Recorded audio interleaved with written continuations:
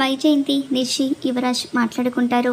వైజయంతి బాబుని ఎక్కడ వదిలిపెట్టావురా అని యువరాజ్ని అడుగుతూ ఉంటే, యువరాజ్ బాబుని ఒక ఆవిడకు ఇచ్చానమ్మా, సాయంత్రం వరకు సిటీ దాటిపోతాడు బాబు అని చెప్తూ ఉంటాడు.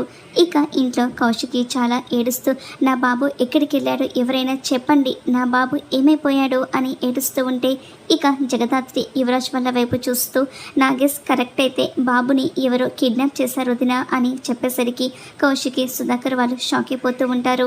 ఇక కౌశికి ఏడుస్తూ ఉంటే, మీరేం కంగారు పడకండి వదినా, వాళ్ళు బాబుని ఎంత దూరం తీసుకెళ్ళినా ఎక్కడున్నా సరే వెతికి పట్టుకొని బాబుతోనే ఇంటికి వస్తాను అని దాత్రి, కేదార్ ఇద్దరు కూడా బయటికి వెళ్ళిపోతూ ఉంటారు.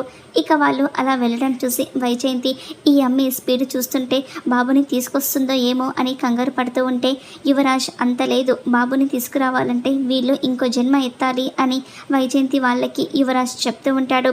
ఇక దాత్రి, కేదార్ ఇద్దరు కూడా బాబు కోసం మొత్తం వెతుకుతూ ఉంటారు.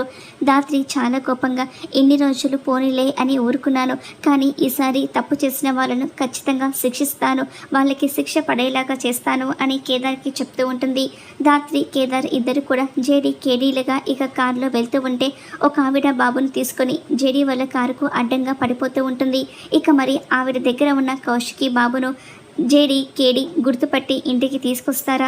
ఏం జరుగుతుందో రాబోయే ఎపిసోడ్లో చూద్దాం.